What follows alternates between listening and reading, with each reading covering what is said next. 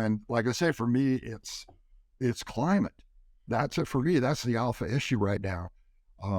But other people are going to have other concerns. The thing you have to avoid is an inactivist sort of lifestyle, which I think a lot of people fall back into, where when we're really stressed, we tend to go back to the familiar.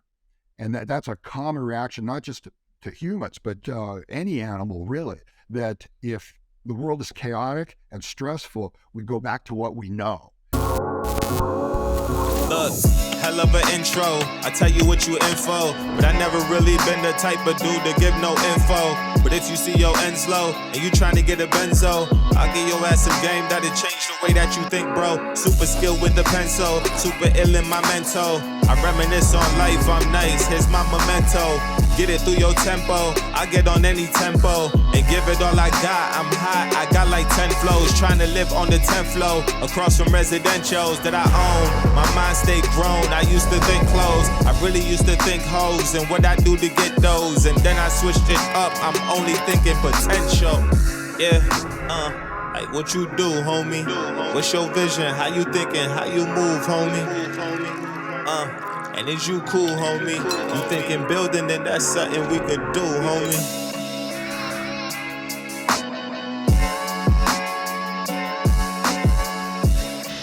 Everyone, welcome to The Walk and Grow. It's Roney and Francis on the mic, and this is the show where you get the place to empower your mind and transform your reality. And the best part is you get to do it with us. Now, you guys see there is a special guest here today. We are giving you another special one, so sometimes you'll hear us rant, sometimes you'll hear us go back and forth with each other, but today we're going to hear from a special guest that we have and hear their perspective on what they have to do. Now, we want to hear from you as well, so be sure to email us, DM us on Instagram, #GrowTogether, so we can share your thoughts, hear your perspectives, and see what it is that you got going on. But with that being said, go ahead, Francis, take away and introduce our special guest that we have here today. Well, I just want to say a big welcome to Frank Forencich on our podcast today. Frank is a writer. He's a big passionate advocate for human animal. He has a BA in human biology from Stanford and a black belt in karate. He has traveled across the world to kind of share his knowledge and wisdom in what he's passionate about. And today we're here to hear about his book and some of the things that he's working towards, and talk a bit more about education, conflict, and the training within, that topic itself. So, Frank, I'm going to open the floor and kind of, let you freestyle a little bit and tell us a bit about you today. Yeah, well, it's great to be on with you guys. And my origin story goes back. When I first started martial arts, I was roughly 20 years old. And at the time, I was studying human biology in school. And I had some professors who were really interesting. And they said, look, if you really want to understand the human body, you need to go to Africa and you need to study human origins. And I actually did that. So it was a way for me to connect these two domains. The one domain, which was all about physical training and martial arts, and the other one about human history. And I just was so turned on by the whole subject. I was just really fascinated by the fact that my body has this deep history and that I can learn a lot about how it functions and how to maybe do better in the world. So that was the start of all this. And I got involved in some other practices. I went to massage school. I studied athletic training and studied with different teachers along the way. And every day it became more interesting for me. So it's been like 30 some years of martial art training with a lot of fantastic teachers. And the book is all about this phrase, the enemy is never wrong. And that's something I picked up from a martial art teacher years ago, and it stuck with me. So I thought I'd write a book about it. That's awesome. You talk a bit about your experience going back to Africa. I'm originally from Africa myself, and I would like to know, how was your experience there, and what part of your experience there really empowered you to even dive even deeper into martial art? Right. Well, I was lucky because I was able to go to Kenya, Tanzania, Botswana, South Africa, and I was actually able to go out with the Bushmen on a couple of occasions. So I got to witness an authentic hunting and gathering experience, which was precious. And it fired my imagination, because all of a sudden I was wondering what it would have been like to live during that age. And in the modern world now, I follow some people who are what you might call paleo athletes. So this is CrossFit and barefoot running and this type of thing, where it's all about the athleticism that it would take to succeed as a hunter-gatherer. But from my experience, it was more interesting than that, because when you're on the ground in the grassland of East Africa, you realize that making a living is a lot more than just being an athlete. You have to know something about the terrain and the people and the animals and the whole thing. So it's a very rich subject. And Africa was a great place. I really enjoyed the experience there. I'd love to go back anytime. And you also spent some time, I'm watching your the video on your website. You spent some time in France doing some training. How did you come about that opportunity and getting that experience? Right. Well, I years ago, the first book I wrote, the first serious book, was called Exuberant Animal.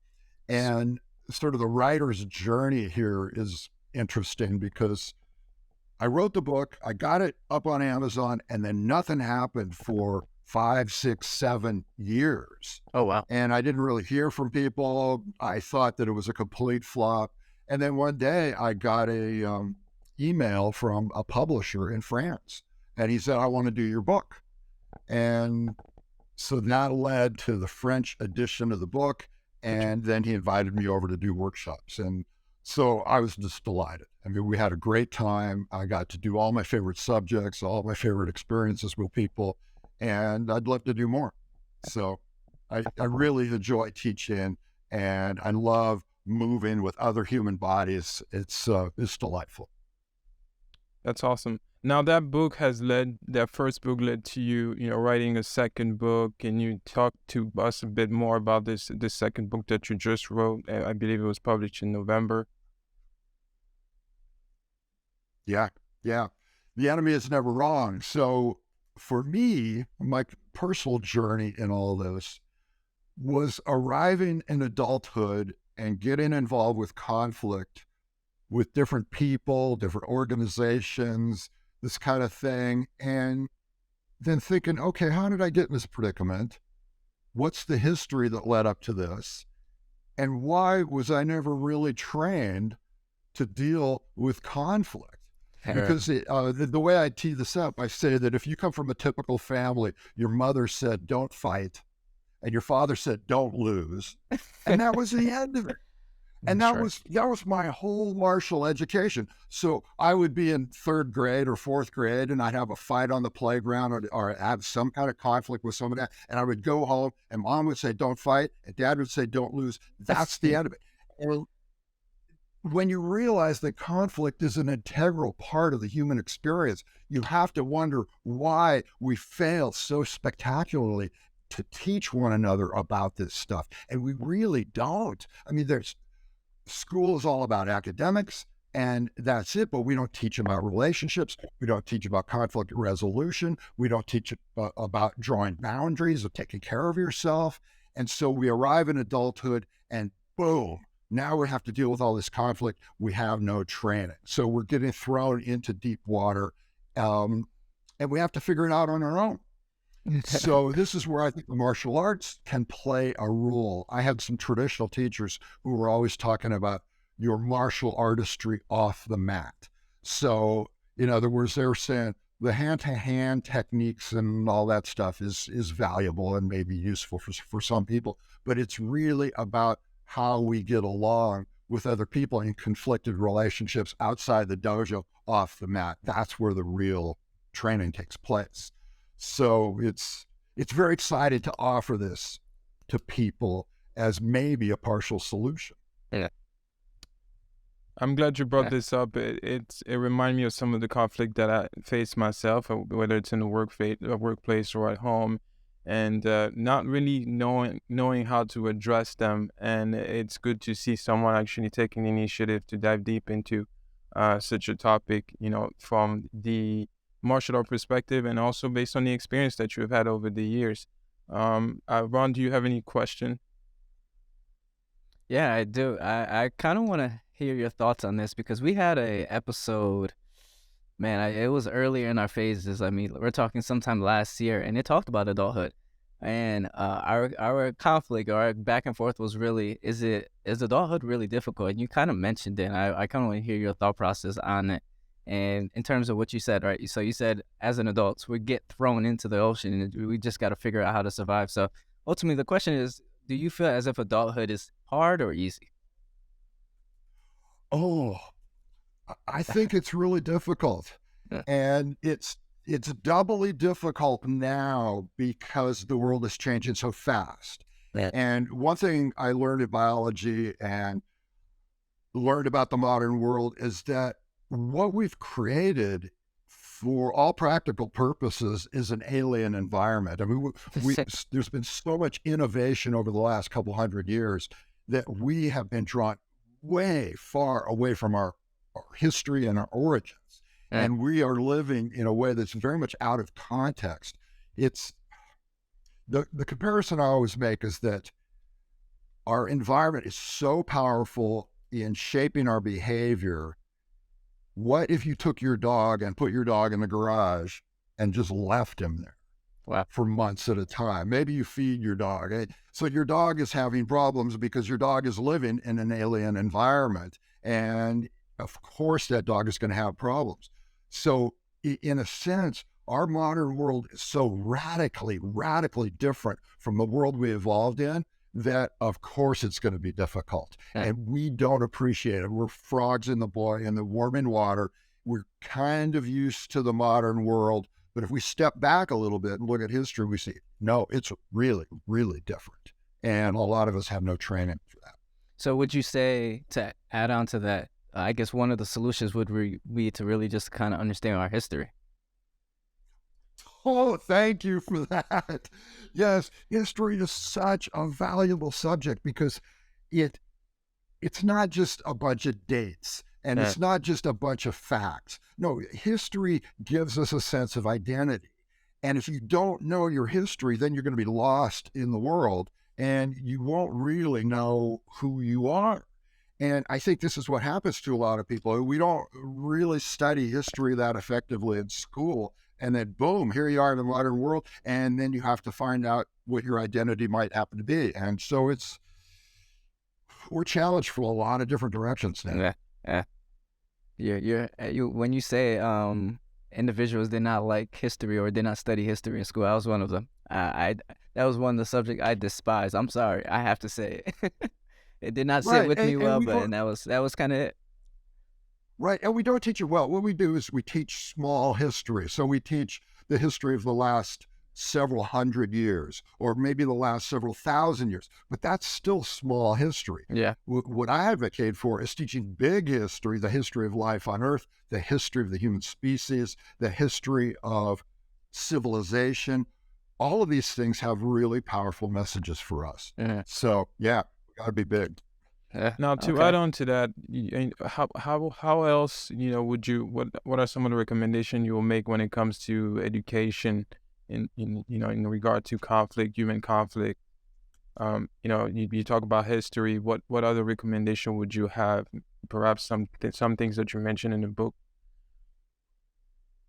Right. Well, I say the number one thing is to teach the body, to get the body involved.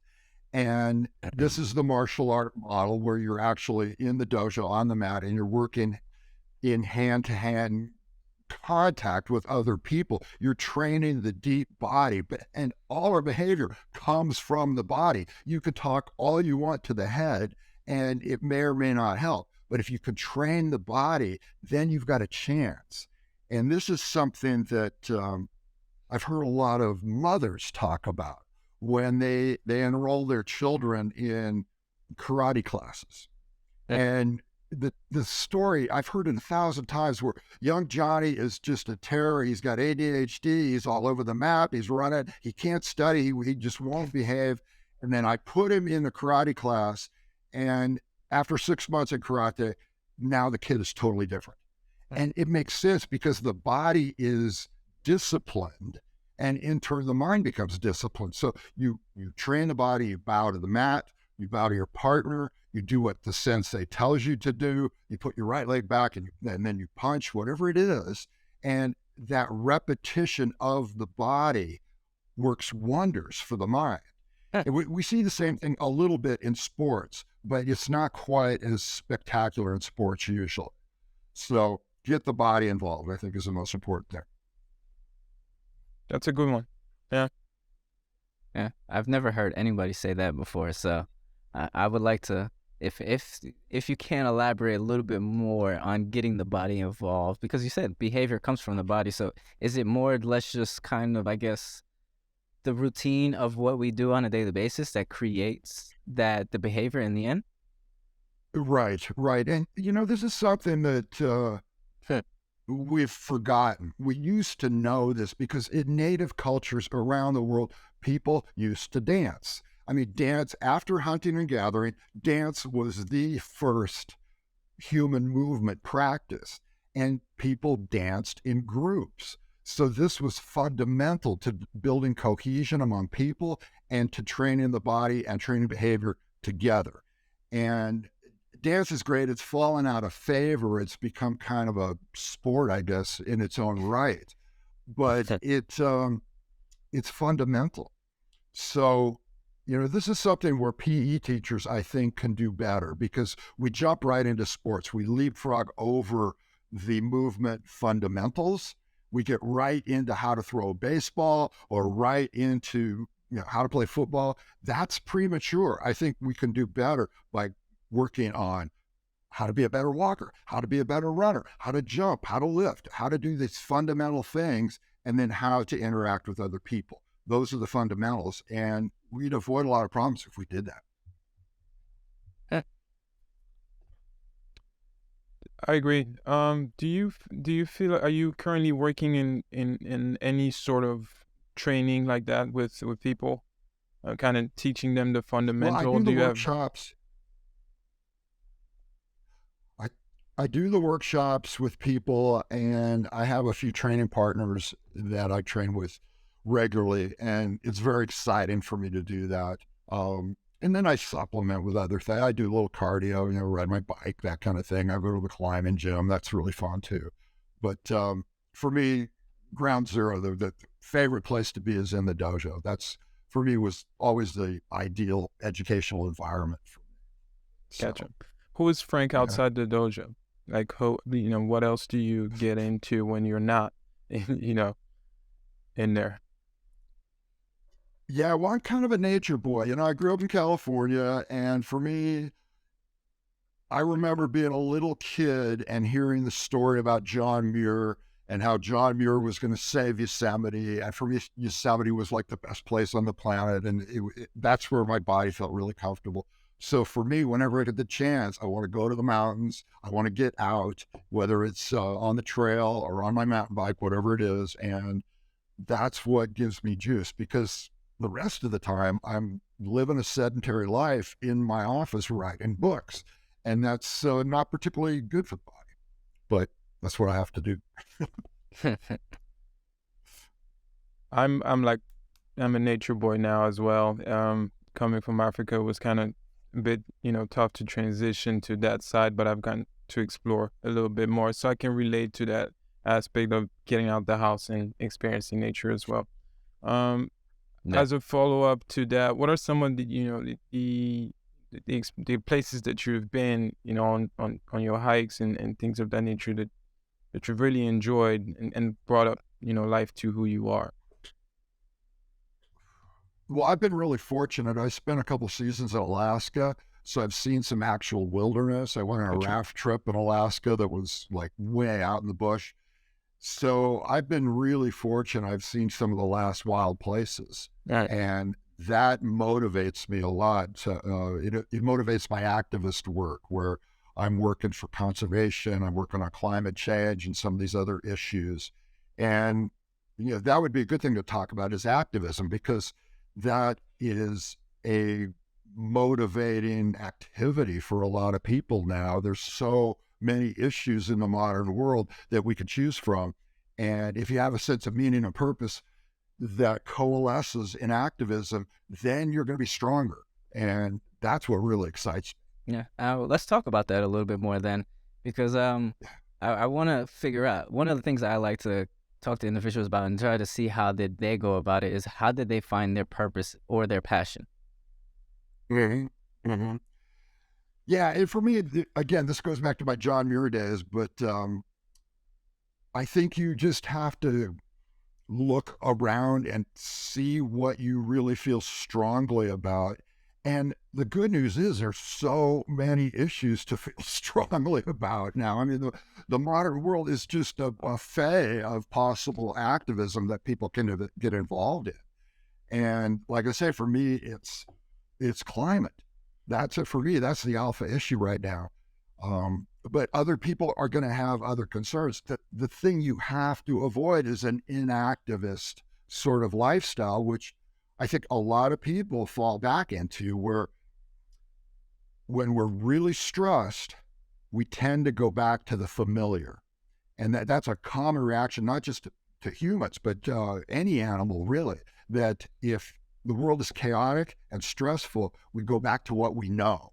Yeah. And for a lot of people, that's just modern, regular life. Go home, watch a TV, read the same book you always read, eat the same food you always read. That's reversion to the familiar.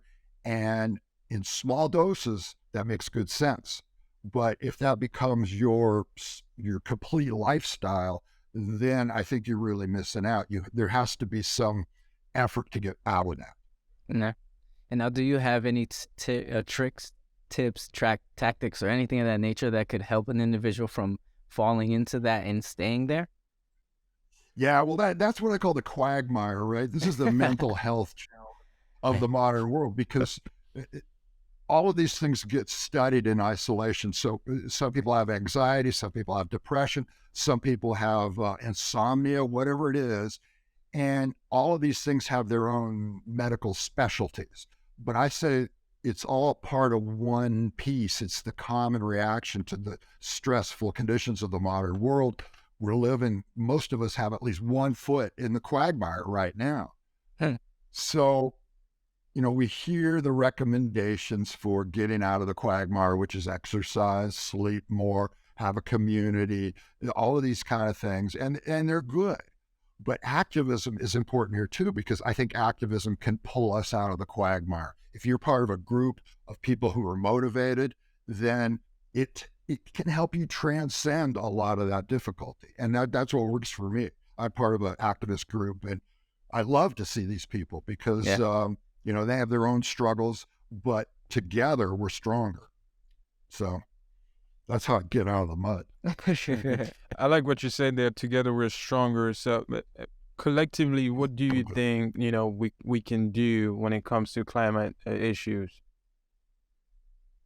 Well, the first thing is just to get on with the science. I mean, the 99.9% of the scientists agree on the fundamentals, and they agree about the physics of the atmosphere, and they agree about biodiversity and species extinction and all the rest.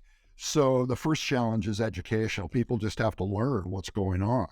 And then once you understand it, then it's pretty obvious that we need to take action in some way. Now, the problem is everybody has a different life. Everybody has different capabilities. Not everybody can write a book. Not everybody can do public speaking. Not everybody's in government. But everybody can do something, and everybody can speak out. Everybody can take a knee or stand up, whatever it is. Just to be active is the primal prescription, you might say. I like that. Bringing awareness to the topic itself, but through education is important. Yeah, and it's kind of terrifying, because when you look at the magnitude of the problem, it's really hard, and so it's so easy to go back into denial. And it's not just the problems of the so-called environment, but our social troubles, everything. All of these things are so intimidating. But through action, you can feel better about it, and you can feel like maybe you get a little bit of traction in the world, and sometimes that's enough. And Right. yeah, and I'm the first thing that comes to my mind is Colin Kaepernick. Is he took a massive stand, and I mean, granted that was years ago, but it's something I think that should still to this day be highlighted, because I mean the man's life has changed within a couple months. You know, he lost pretty much a lot. Now I don't know what he has today, and I'm sure, I hope everything is better. But it's something of that nature that I think you're speaking on, of someone taking a stance and living by it and being true to it, to maybe open up some eyes to others, and I'm sure it did that. Yeah, he's a big inspiration to me, as is Greta Thunberg. Both of these people willing to take big personal risks, and so that's, when they appeared on the scene at roughly the same time, and that kind of changed my life. I said, I want to be like Colin. I want to be like Greta, and yeah, I'm trying my best to do that. So we'll see if. And that's the other thing. You never know the real consequences of your actions. When we are up against these big intractable problems, up against power structures and that kind of thing, and then you go and you do an action, whether it's a protest or write something or speak out, whatever it is, you don't really know how it's going to affect the system. Yeah. Because these things are so complex. But you can control how you show up. Right. And that's, I think, the spiritual lesson in all of this. It's like, I don't really know. Well, for example, our conversation today, I don't really know who's going to listen. I don't know how they're going to be affected. Some people might be affected in a good way. Some people may not like me at all. You never know. Yeah. But I can control how I show up. So I want to bring my sincerity to the game, you might say. And that's what I can do. So. Control the controllables. Yeah, we appreciate it. Absolutely. That's it. Yeah. Now, and I want to go back a little bit and look at the scope of, this is a self-development podcast, and we talked a little bit about your journey and how you got where you got and some of the things that you've done. I want to look back at, before you even embark on this journey, you had some challenges and obstacles yourself, and you've become more aware of what's important to you over the years. What are some of the advice that you may have for somebody who's listening at this time, who may be, a few steps, on that same journey and facing some challenges? Well, one of the most important things, I think, is to have some kind of a coach. I've been really lucky in the sense that I had these martial art teachers who, in different styles, different arts, they were always coming across with some really powerful life lessons for me. And so just going to the dojo every night was really powerful for me. And it doesn't have to be a martial arts sensei. You can find a coach in any number of realms. But there's something about being human. We like to be coached. We like to affiliate with somebody who might be a little bit wiser than we are. And that has been really fundamental for me. I've had, and even people I've never met, that have been really powerful. That's why I love to read. And people can step up for us in surprising ways. So yeah, be a good student of these life lessons and these leaders. Nice. First, so when you think about, I got a question right here. Go ahead. My bad. I got a question. In terms of coaching and, just finding someone to coach, is there any attributes? Is there anything that you specifically look for to help you gauge between a good and a bad coach? Because I mean, I'm gonna say it, I'll be that guy. Not everyone needs to be a coach. Some people are better off as students, rather than teachers. So, is there any attributes or anything that you kind of look for? Well, getting back to this word sincerity, I think that's something I'm always looking for. Somebody who is trying as hard as they can, showing up, even if they're making mistakes, it doesn't matter. If they have a sense of dignity, if they're striving towards integration, then that's really attractive to me. And I try not to limit myself. I try and pick up these life lessons from anybody I can, whether it's a neighbor or a young person, that kind of thing. So as long as they're doing the work and try to be more integrated into the world, then there's probably something I can learn there. Yeah. But yeah, I totally agree. Not everybody's cut out to be a teacher. And that's something that just appealed to me early on. It fits my personality. I love it when I give a presentation and I nail it sometimes. And that makes me feel really good. But I know it's not everybody's cup of tea. So you just have to look around and find what works for you. But there's something about being human. We do like having teachers, and it's a noble profession. So it's a good way to go. Thank you for that.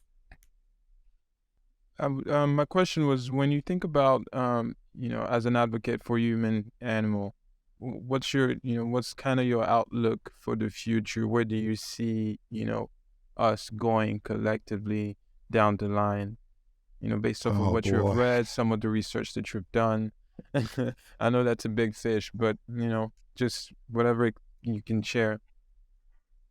Yeah, and it's intimidating as hell. I'll be honest with you.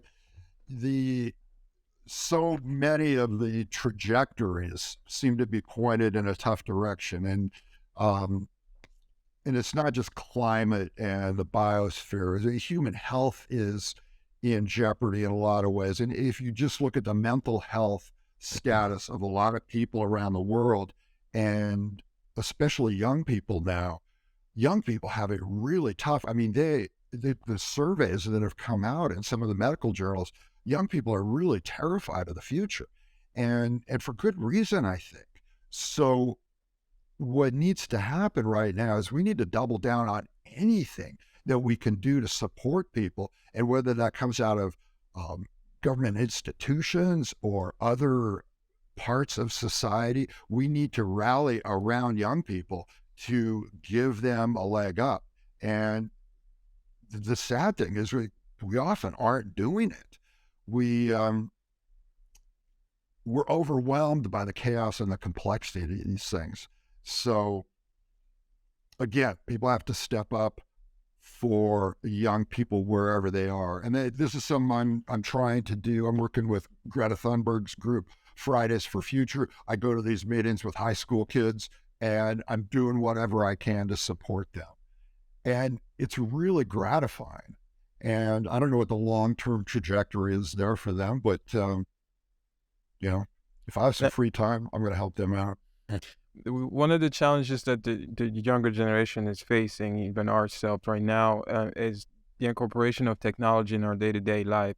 Now, with, some of the training and, guidance that you're providing to the younger kids that you're working with, how does, technology, play a part in what you're doing? Do you feel as though it's beneficial in the work, or do we need to scale back on the use of that?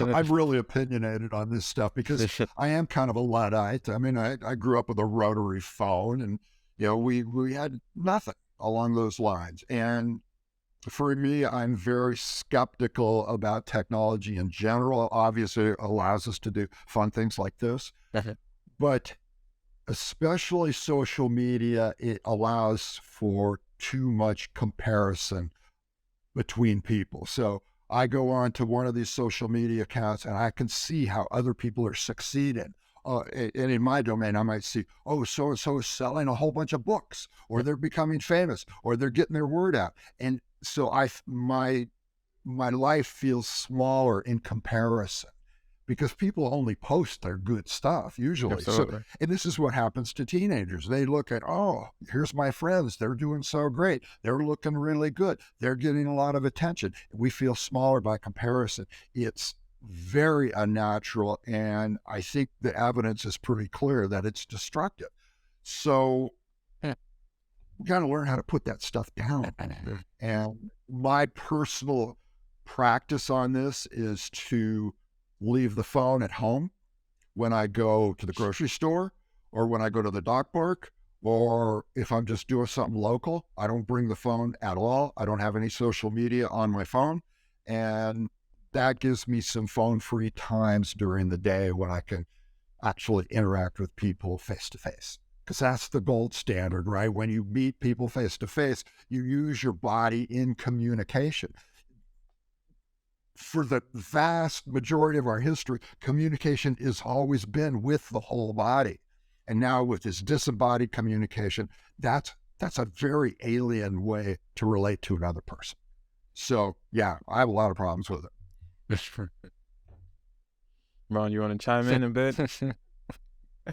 No, I mean, I agree. I don't have many problems with it because I think I've been able to kind of self-sustain myself when it comes to social media.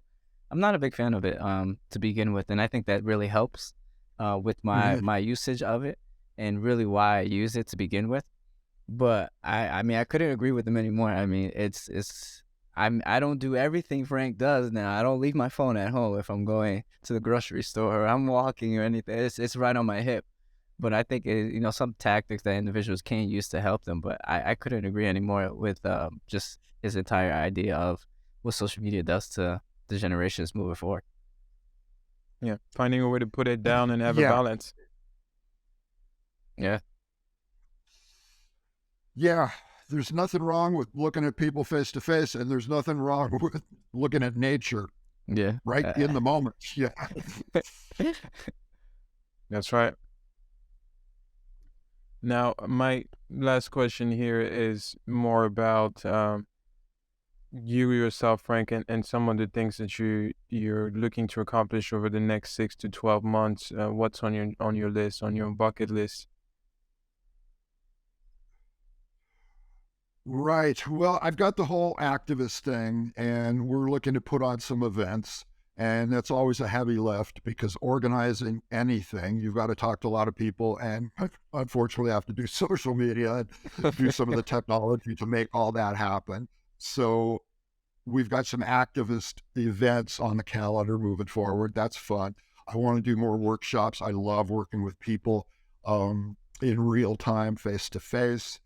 I work with a group called the American Institute of Stress. And that's a really interesting group because it's a nonprofit and they have physicians and a lot of therapy people, coaches and trainers, that kind of thing in the mix. And we do workshops, digital, online stuff, but we're looking to do live events as well. And it's a fascinating group because that's another part of the trajectory here is that stress is going to increase on the human animal in coming years. And right now, we have a narrative around stress and everybody knows what they're supposed to do about stress, but it's going to be an even bigger problem than it is now. So that's where I'd like to have an effect, make an inroad. Gotcha. Are all your events local? There's not much happening in Bend, really. I'm looking at doing an event in the UK coming up this fall, and this would be a good one to be on your radar because it's called Reawakening the Human Animal. And this will be a live event 3 days on the Isle of Man, which is off the coast of the UK. And it's going to be really exciting. We're going to have a lot of talk about eco-psychology. We're going to do martial arts, so there'll be a lot of face-to-face interaction, a lot of meditation. And the whole idea is that by the time people go home, they're going to be feeling really good in their bodies and really energized with some of the ideas they learned. So that's going to be an exciting event. That's awesome. Where would be the best place to get more information on that event once you do, if it's already out or once you do have that information, your website, right? Facebook? Well, we have the basic idea. We have the basic facts are sketched in, and if people want to go to my website, which is exuberantanimal.com, and then you can go to the events drop-down menu, and you'll find the Isle of Man event. So we can't take registration quite yet, but pretty soon we'll be able to do that. Will you give us the inside scoop of? Would you give us the inside scoop of when that pre-registration is, so that we can let everybody know? Yeah, absolutely. I'll let you guys know because for you from North Carolina, it'd be just one airplane flight and then maybe a ferry ride. And it could be a really fun thing for you. So be good. Okay. Yeah, and then just getting out a lot. I want to do, more nature stuff, and who knows, maybe write another book. I don't know. We'll see. We'll be So, waiting. Go ahead. Yeah, no, go ahead, Francis. I think you're gonna wrap it up here. No, not yet. I'll let you ask your Okay, final perfect. question. Yeah, a few questions. Just before Francis takes over here. So for generations listening now, as you mentioned earlier, you like to get wisdom from those that have been through certain things and kind of could give you those life lessons. What kind of wisdom would you give to somebody listening to this or generations down the line that is hearing this today?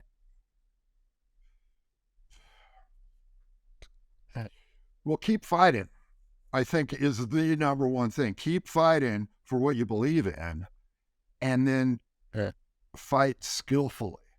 Because there's a lot of fighting going on right now, but there's a lot of unskillful fighting, and that's the difference. Humans are always going to fight, and there are things that are worth fighting for, but we need to be more skillful about all of it. So build that into your identity, maybe, and think of yourself as a martial artist, even if you don't know anything about hand-to-hand combat.